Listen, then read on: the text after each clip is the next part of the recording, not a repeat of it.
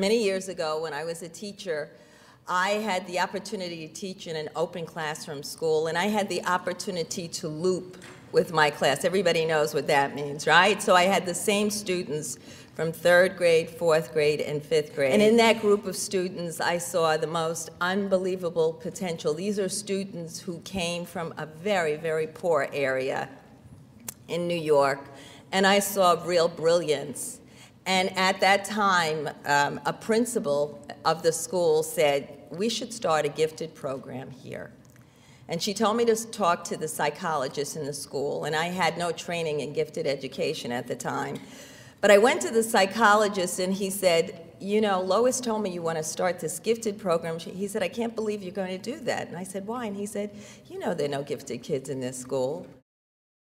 This mindset that school-dependent students can't be gifted has been exacerbated by policies like Title I and No Child Left Behind.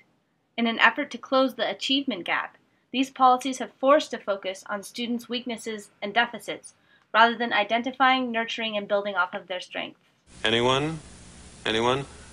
A tariff bill, the Hawley-Smoot Tariff Act, which anyone raised or lowered?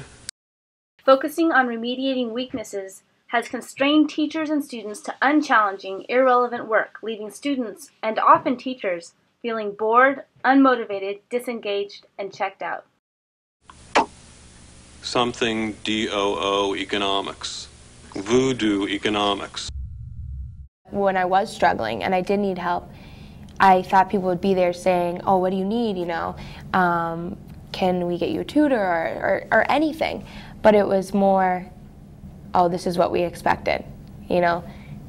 She's a person of color. They don't typically succeed, you know? It was like, I told you so. Factors like environmental and nutritional difficulties, and especially stress, undoubtedly affect students' cognition and school performance.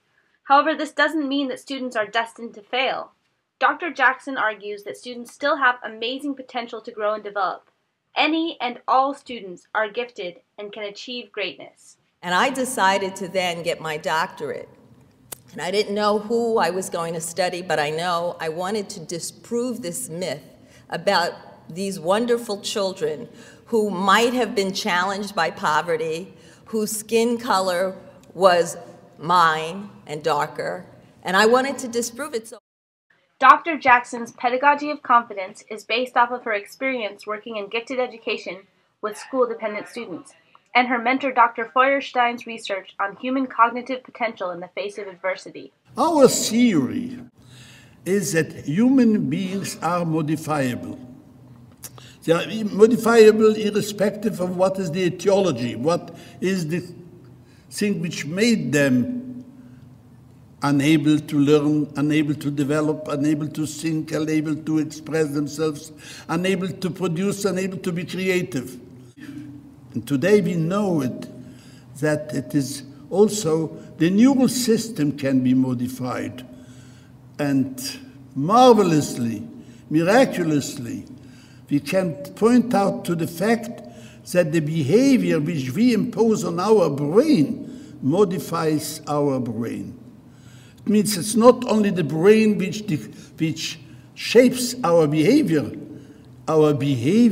shapes the nature of the hardware of our brain. We are indeed able to help human beings irrespective of what is their condition, irrespective of the age. The option to modify the cognitive processes of children and the neurological conditions of these children are much greater than we ever believed. And because we didn't believe, we didn't do it. And wherever we have believed and did it, we have seen very meaningful results. Based on his research, Dr. Feuerstein developed what he calls the process of mediation, which Dr. Jackson incorporated into her work with students. What I was doing was identifying giftedness in students who were labeled low achievers. And at that time, I was studying 25 students who all were in the bottom quartile in mathematics. And after going through instrumental enrichment for 3 years, All of them went above the 50th percentile, but half of them also then were eligible for the Gifted and Talented program based on their data. We use the concepts that are of Reuven's work. There are several of them, but the most important is the idea of mediation. What do you do to engage students in deep discussion, to actually see what they're thinking and set up the very explicit experiences that will move them through their cultural context so that they can think at higher levels and show you their potential. Dr. Jackson adds to this process the other critical components of the pedagogy of confidence, encapsulated in the acronym HIP-HOP, creating high intellectual performance through high operational practices. Two opposing forces, Terrence and myself, and we're pushing against each other, and as long as one is stronger, and it looks like it's T, the change is slow and consistent.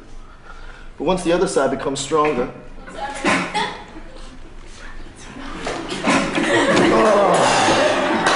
there's a turning point. Thank you, T. Make sense? Okay. Now, turning points can happen like that. They can be physical, or they can happen on a greater scale. Dr. Jackson's ideas for the pedagogy of confidence are implemented by the NUA, the National Urban Alliance. This organization teams with schools in places like San Francisco, Newark, and Birmingham to provide professional development for teachers and involve students in the process of creating more relevant and challenging programs and curriculum. It's all about getting to know students on a personal level, and I think that's the hardest part. Obviously, when I walk into a room, if my teacher's white, if you're a kid of color and you walk in, you're not going to connect right away.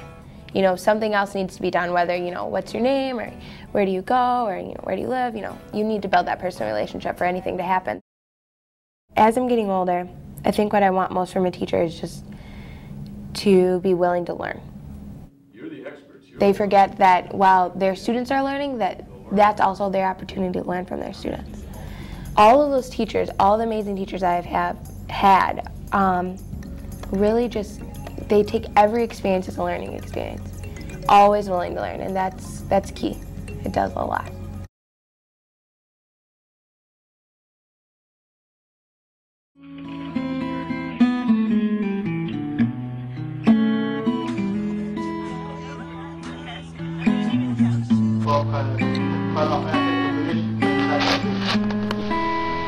Almost 8 o'clock, it's like 7:45, something like that. I have to be in here till 1.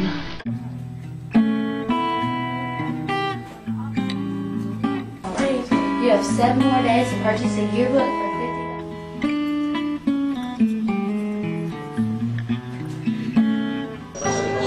$50. Brandon, wake up.